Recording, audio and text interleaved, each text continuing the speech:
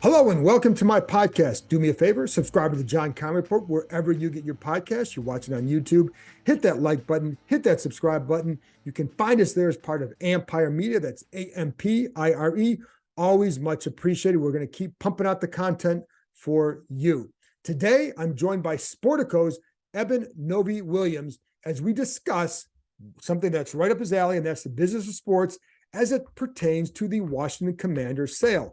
Eben knows his stuff. He's covered the sports business industry for a while, and he has his own he has a podcast called Sporticast. You can follow him on Twitter at Novy, Novy -Williams. He's an expert in this area, folks. So we get into all the particulars of the Commanders sale.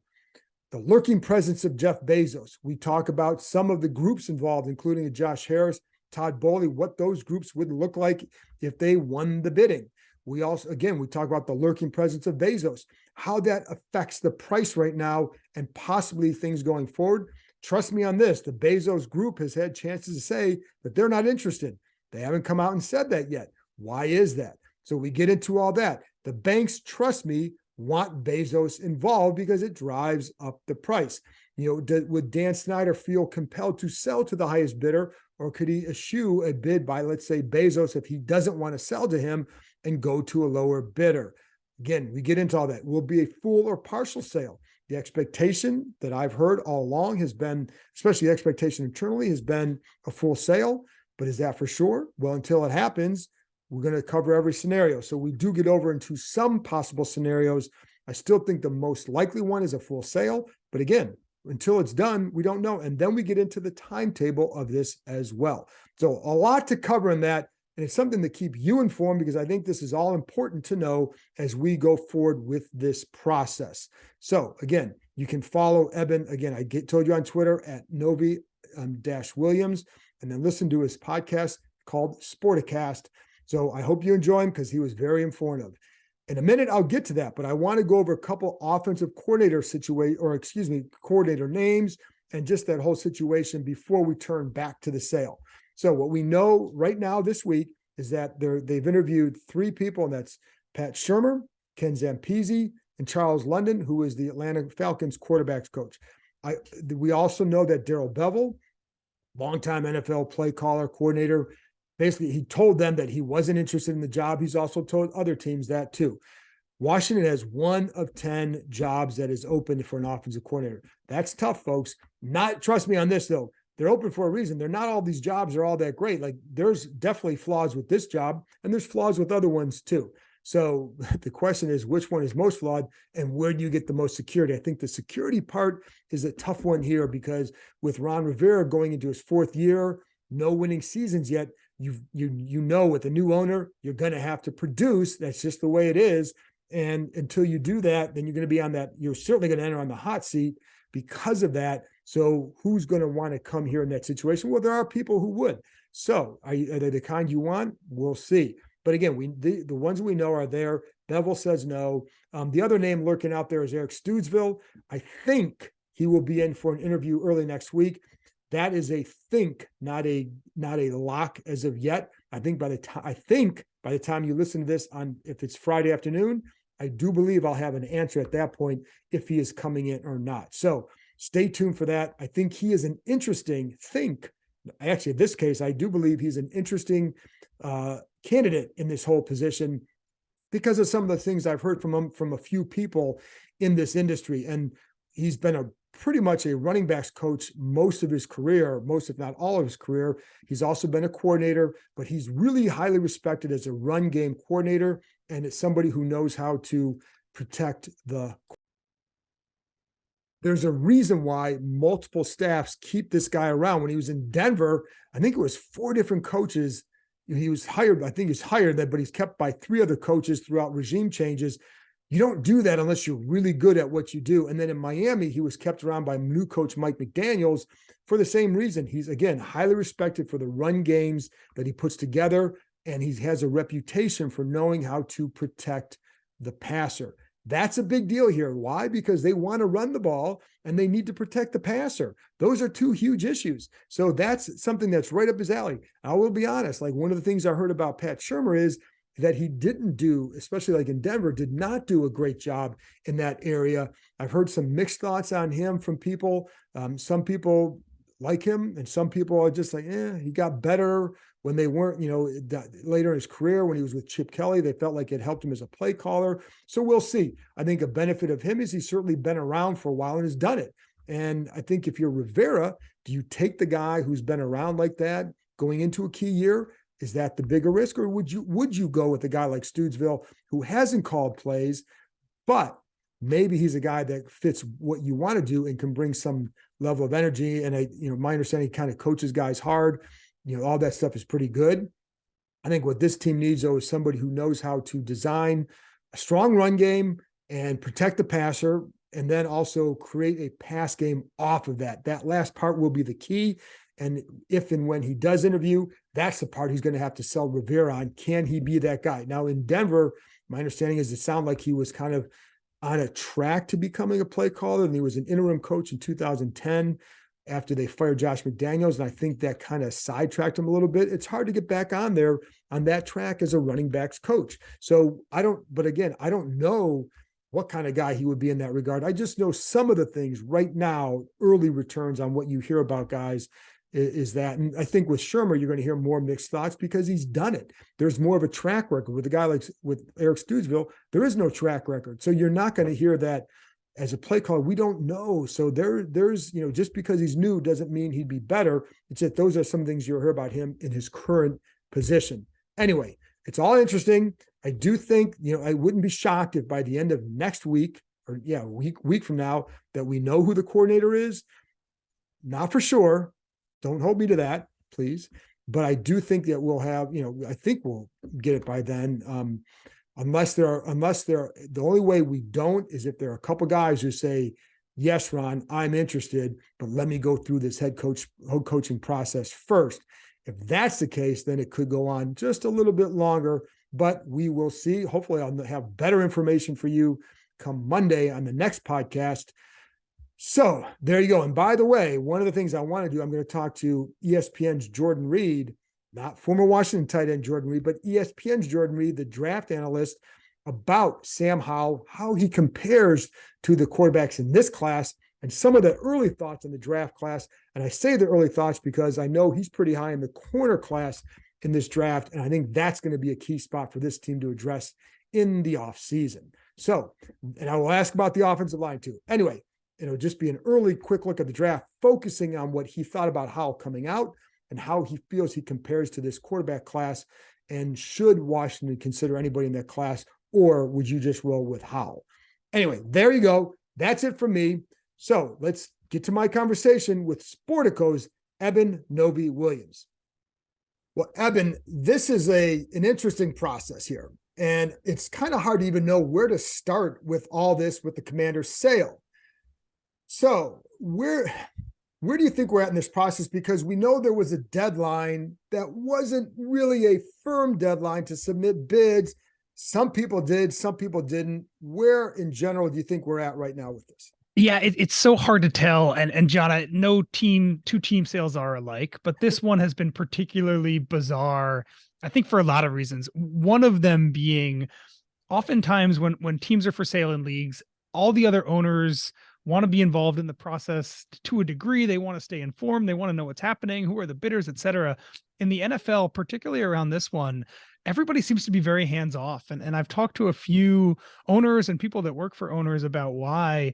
I get the sense that everyone in the NFL wants Dan to reach the conclusion on his own that he should and wants to sell the team. They want him to do it for a really high number. It makes all of their teams worth more money. But everybody is kind of afraid of poking too much, prodding too much, and maybe forcing him to change his mind. So there's been a lot less chatter, I think, around the NFL around this sale than we've seen in other sports or even around other NFL teams. And that leaves everybody asking a lot of the same questions, which is, what was the deadline? Who bid? Where was Jeff Bezos, which we can get into? Yes. And also, what are the prices looking like? And then lastly, what is Dan planning to do? Does he want to sell the whole thing? Does he want to sell a path to control? Is he looking for LPs?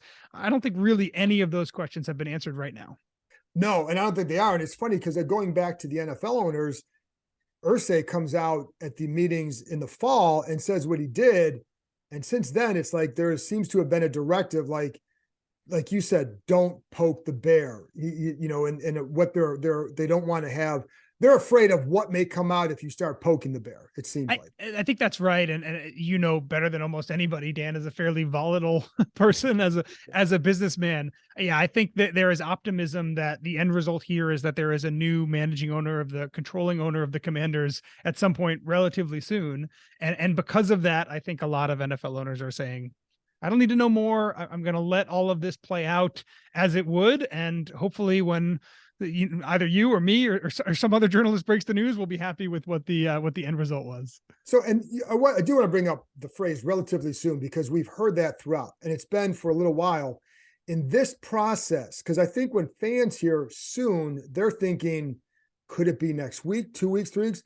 In this process, what do you think relatively soon means? It's so hard to tell. If you had asked me that question 9 months ago or a year ago, I would have said these things take months. And then Roman Abramovich sold Chelsea in a Right. $3.5 billion transaction in 6 weeks.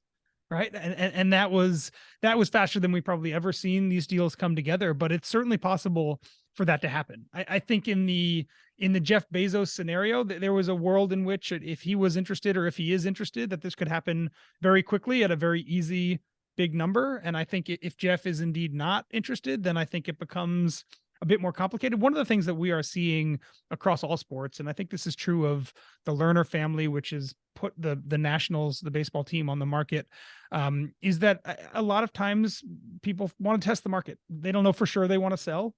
It seems like a good time to sell a sports team. The Suns just sold for a $4 billion valuation. Everybody that owns a sports team in the US looked at that number and thought, great, my team is worth a lot more than it was a week ago because of that number. So I do think there's, to a degree, maybe Dan is just testing the market and seeing, look, if someone offers me $7 billion, great. I get out. I made a lot of money. Everything's great. If the offers are $6 billion, maybe I'm not as interested. So, Right. so there's a degree, I think, where maybe it is just kind of testing the market. But I would not be shocked by either thing. If you told me this was done in 3 weeks, it wouldn't shock me. And if you told me that this dance was still going on at the start of the 2023 NFL season, honestly, it wouldn't shock me that much either. How much does it help that with some of the prospective buyers went through this process to bid on Denver? I think it makes a big difference. So if you look at someone like Josh Harris, who owns a large piece of the 76ers, a large piece of the Devils, was involved in the Broncos, unsuccessfully involved in that auction. The NFL has been through this with him. They know who he is. He's probably gone through some sort of a background check to a degree already. I think that makes things a bit easier. The truth now at this point, John, is that these teams are worth so much money. Buying any asset for $6 billion, the amount of people that have the ability to write that check or to finance that deal is just so small that the background checks, the days of somebody trying to buy a team and no one knowing who they are essentially gone for the NFL. So in some ways, we're talking about a strata of rich people that in some ways kind of vets itself already.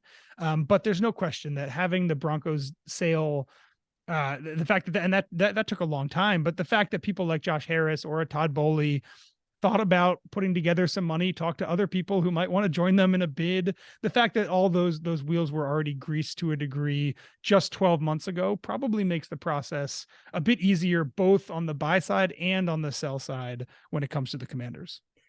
With some of the the groups, the big name out there, like you said, is Jeff Bezos. Yeah.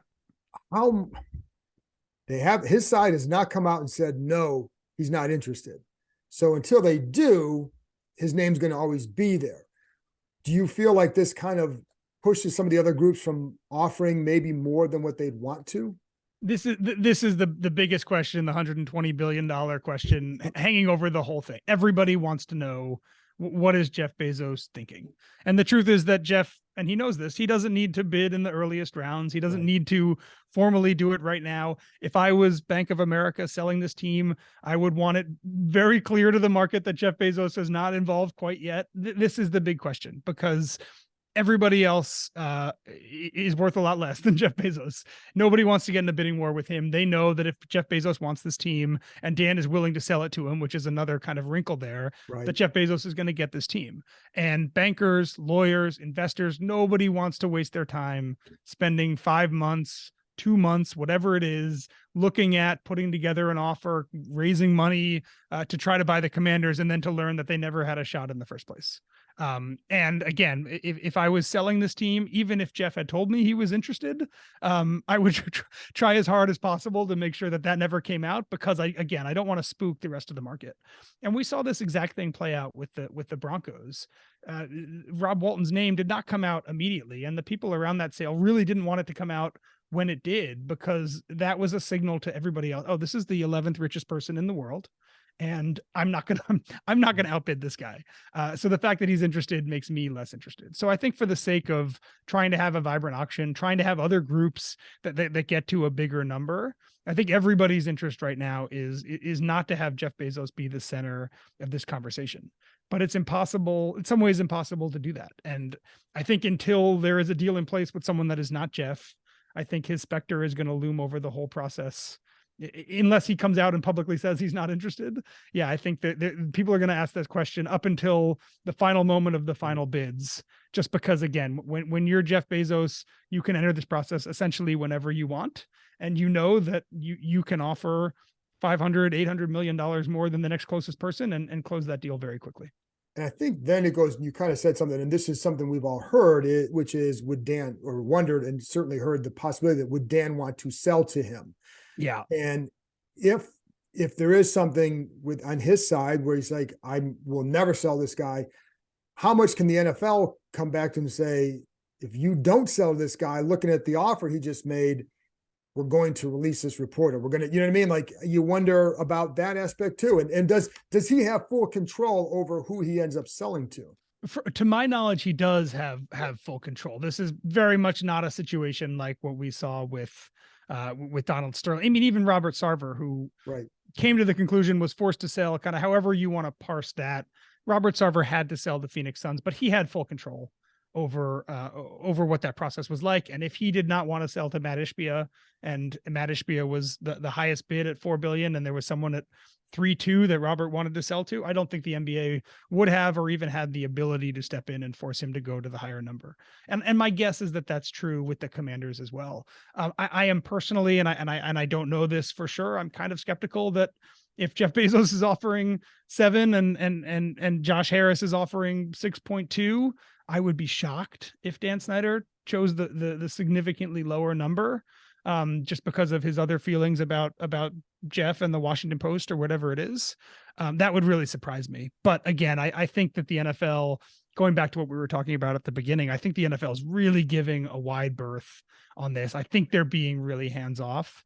And as much as, if I owned a different NFL team, as much as I would love to have Jeff Bezos be part of the club, and as much as I would love for the Commanders to sell for $7 billion, if the end result is that it sells to a little less for another very rich person that's not named Jeff Bezos, and Dan Snyder ends up exiting the club, I think I consider that to be a win to a large degree as well. So again, I don't think the NFL really has that power, and I would be shocked if they even tried to exercise it. Well, because you wonder too, with the specter of the Mary Jo White investigation hanging around out there, how that also influences the timing of everything. No question. And I'd be curious to your thoughts. I mean, you cover this team intensely. How different do you expect that report to be? I mean, how much do you think kind of new we're going to learn, and how much do you think actionable after that? Yeah, and I think that's the big question, because initially it was just supposed to be about the Tiffany Johnston situation that came up at that roundtable hearing in early February last year. And that situation, they were going to investigate that because that was new. Well, that doesn't seem like it would take a year to investigate. And, there was the other situation that was settled because the team playing. Was there something else that they learned about that? Was there something else hanging on? I think there's a lot of questions that makes you wonder, because of how long it's been and because of what they initially said they were going to do with it, that, is there something more that they found? It's a lot of the stuff that some of the women went through is public. They testified, it's all out there. The only thing that would really be new is what happened on that plane. And if that ever came out, That would be the one where you'd wonder about it. But I don't have any proof of that. But that's when but it does, everything makes you wonder in this case. Yeah. I feel like deja vu almost every time there's either a new lawsuit or new findings or new hearings about what has gone on in the Commanders world in the past 20 years. I just feel like I mean, at the point now where I just like can't even remember if I've heard this anecdote before, if this is a new anecdote. Yeah. Should I have new outrage about this, or just the general outrage I had when I read about it the first time? Yeah, there's just so many layers to what's going on. There's been so much great, both really good reporting, and also obviously between lawsuits and congressional stuff, so some really other good avenues for facts to come out, that I'm kind of now at the point where nothing surprises me. Right. I am honestly like can't even remember what I've read before and what's new. And I think a lot of people feel that way, both fans and people who work in the NFL as well. I think you're absolutely right. Could you see a situation too where it's a limited partnership with the intent of selling the whole thing within X number of years? I could see that. Yeah, that's the only thing that seems reasonable for me in terms of Dan raising money that's not a controlling stake now. Given the way the very high profile way that his last limited partners fought and exited the team, I just don't understand how, and I don't really see a world in which someone is willing to buy 20% of the Commanders and just leave it at that. That's right. A very different conversation, as you said. If I'm buying 20% now, but the contract says in writing that Dan is willing to sell the whole thing to me in 5 years or 10 years even. So yeah, the only way I can see a limited stake trading is if there is some written and with a strict timeline, a guarantee that the person, man or woman, who's buying that limited stake is going to have a shot at buying the whole thing at some point in the relative near future. And I guess the curious thing for me would be, why would Dan want to do that? But to be honest, I think it would be to build a stadium so he could have the stadium. Yeah, I mean, he's already taken on a bit of debt, from what I understand. The stadium obviously is going to require a lot more money. I do think that the stadium is just harder to do when Dan Snyder is the one trying to do it at this point, given the way that local lawmakers seem to have reacted to the whole Very thing. Much so. Yeah, so exactly. I think there's other hurdles to the stadium that is not just whether Dan himself has the money to do it. But yeah, I had heard that Dan had been telling people around the NFL about a year ago that he was looking to raise LP money. So was looking to sell minority stakes, and obviously so much has changed in the Commanders world and also around Dan Snyder in the past 12 months. So that obviously could be very different in terms of what he's thinking about now. But there was kind of always an assumption around the NFL for the past few years that at some point around the stadium, Dan was going to need to raise money. And that has kind of collided with a lot of the other issues and his hiring of Bank of America. So again, it's very unclear to me, and maybe Dan doesn't even know what he really intends to do right now, but there's at least a group of people in the NFL that have known for a while and thought for a while that Dan was going to be trying to raise LP money. I just don't see it, given his reputation, given the way the other ones have played out. I just don't see that happening right now. It seems his name is a hindrance to any stadium deal right now, based on what we have heard. I'm sure you've heard a lot of the same stuff. And so how much does a stadium, the having to build a stadium, how does that change, enhance the value of what somebody would be buying? Yeah, I think add is the right word there. And I think that would probably surprise a lot of fans. It certainly makes the team more expensive, not just the top line number, but that if you buy the Commanders for $7 billion, you may need to put another 3 into a new stadium, or 5 if you're going the Stan Kroenke route. But we talk a lot about owners wanting, new owners, they don't want turnkey. They want the ability to come in and put their stamp on a team. And Chelsea's a great example of that. Chelsea needs a new venue of some sort in London. Todd Bowley and Clear Lake Capital, very aware of that. And I know they're excited about the idea of trying to solve that riddle and trying to solve it in a way that is really additive from a business standpoint.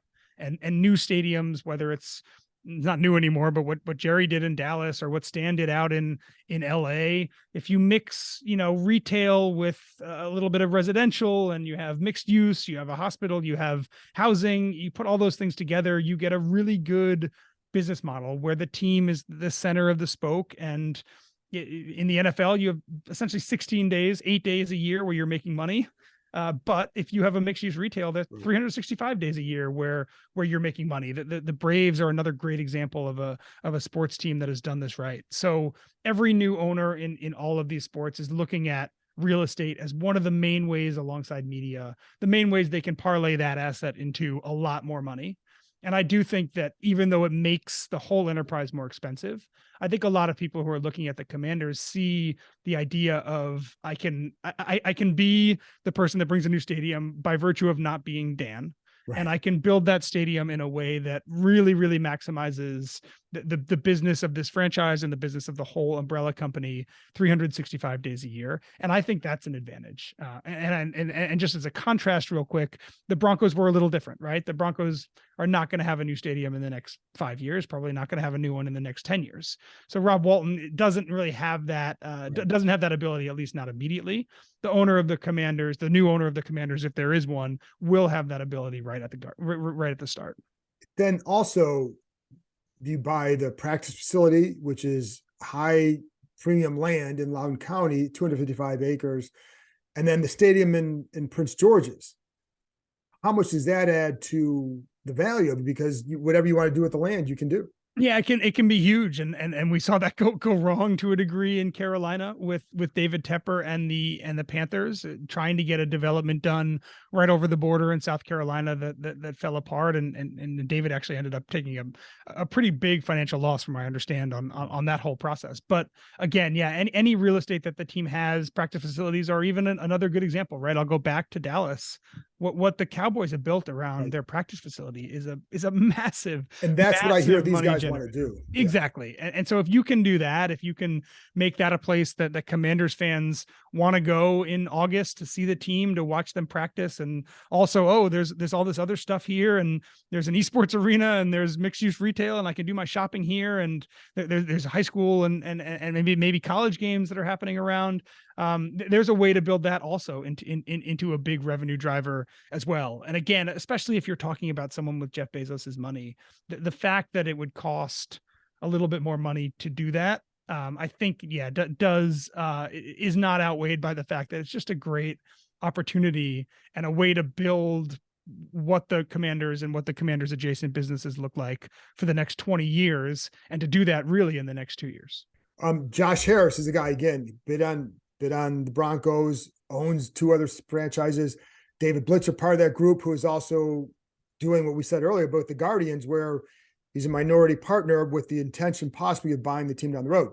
What do you know about Josh as an owner? How is he? I know there's always criticism of an owner in any sports city, but how has he been received? How is he perceived as an owner in those other sports? Yeah, I think he has a good reputation. The thing that I have always found so interesting about Josh, particularly around bidding for teams, is that he's a value investor.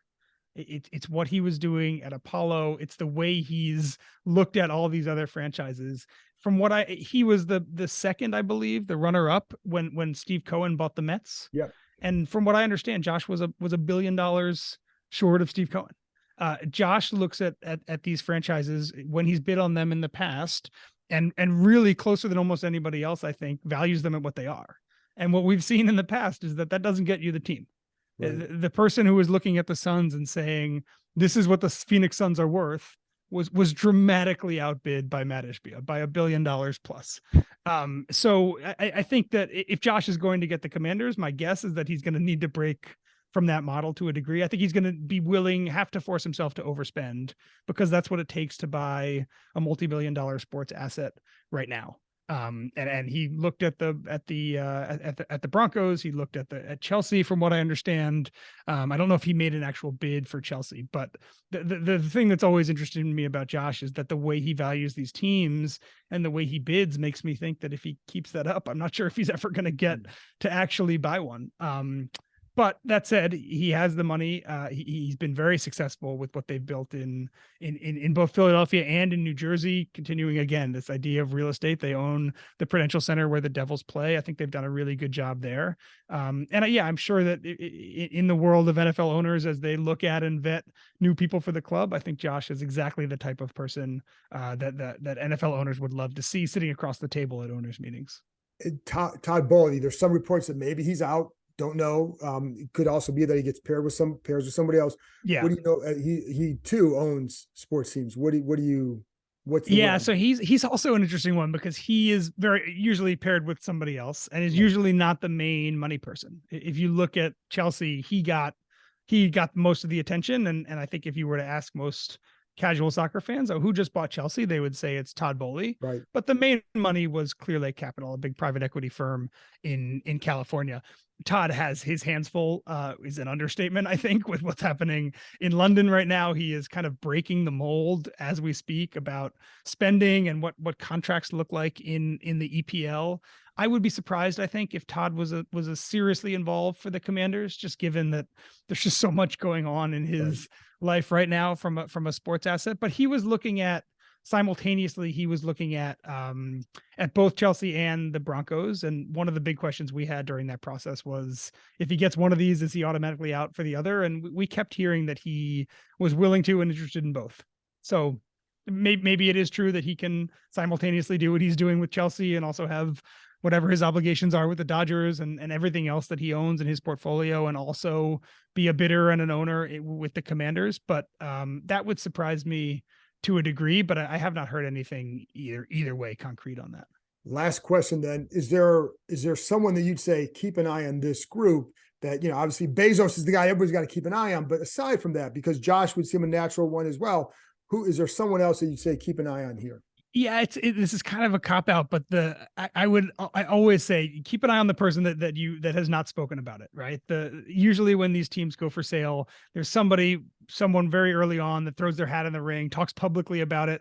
That person is almost always the last person in the bidding, right? The person who feels the need to kind of puff up their own image about the auction usually is the last person there. And almost always there's the mystery bidder, right? You find out, oh, there's 3 bidders and one of them is Bowley and one of them is Harris, and there's a mystery bidder that has a banker and a lawyer that's never done these things before and has magically stayed totally out of the reporting limelight. So I always feel like, and I wish I knew who these people were. I would be reporting them if I did. Yeah, exactly. But I generally feel like if there is somebody serious that no reporters have gotten a whiff of, my guess is that might end up being the most serious of the bunch when it's all said and done. Right. And that's been my sense too. Eben, I appreciate you joining me. Tell people where they can follow you. Twitter, you got your podcast, Sportico.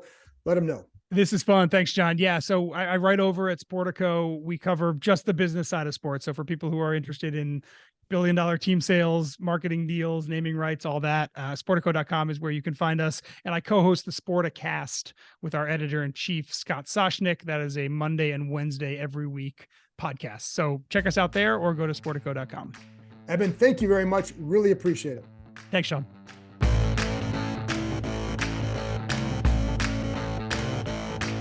That's it for this episode. Thanks to Eben for joining me, and thank you, as always, for listening. I'll be back, like I said, on Monday with another podcast talking to ESPN's Jordan Reed, the draft analyst, talking to Sam Howell, how he compares to some of the quarterbacks in this draft, et cetera, et cetera, et cetera.